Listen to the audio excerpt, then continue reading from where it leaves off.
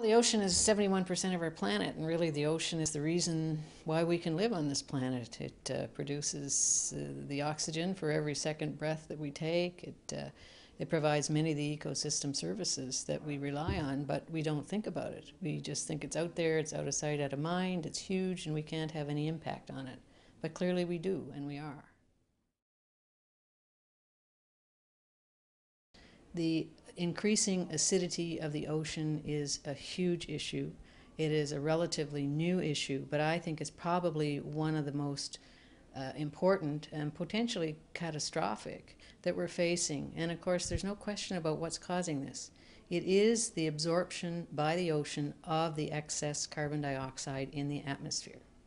And it's because the ocean has absorbed so much of that carbon dioxide over the past number of years that we haven't seen more climate change and variability, more of a rise in temperature. But this acidification, of course, is causing problems for marine organisms, coral reefs for sure, any organisms that rely on calcium carbonate to build their shells. So if you think of bivalve mollusks like oysters and mussels and clams and whatnot, but not just the shellfish, others too.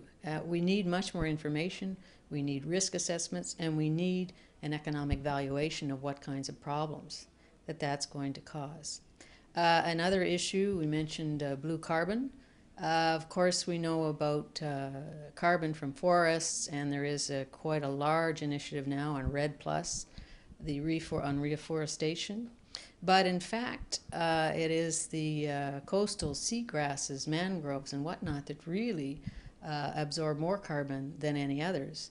And we've largely ignored that. So we feel that there is great potential here to, first of all, restore those habitats, and also for countries with coasts and with seagrasses and whatnot to be able to not profit necessarily, but certainly take advantage of that while restoring the ecology of the area.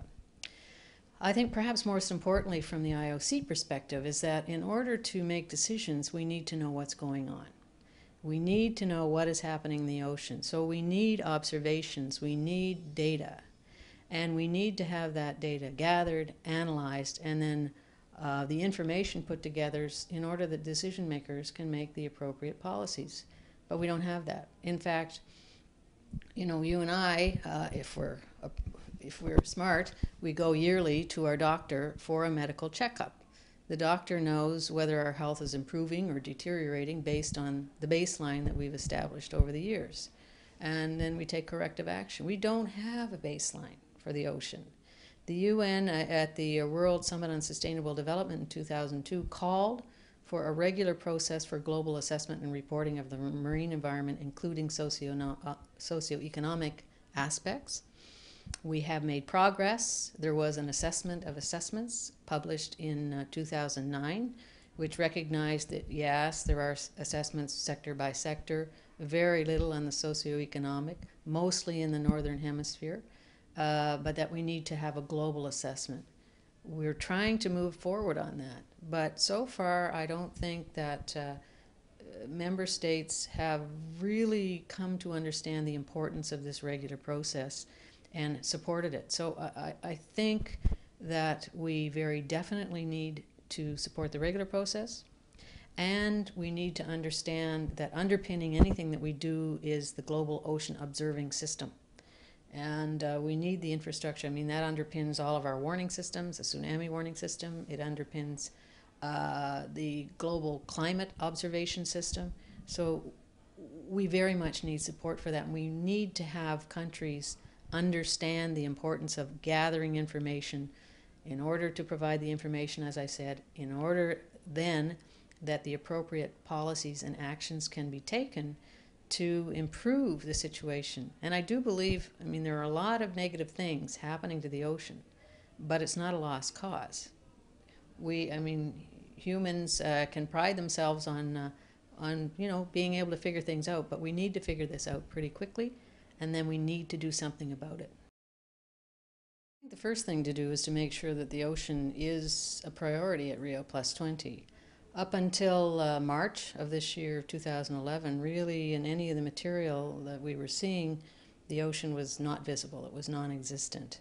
And following the second preparatory committee meeting in March in New York, a number of states, in particular small island states, but others like Monaco and Australia and the IOC, called for the ocean to become a priority. And as you know, one of the themes at Rio Plus 20 is the green economy.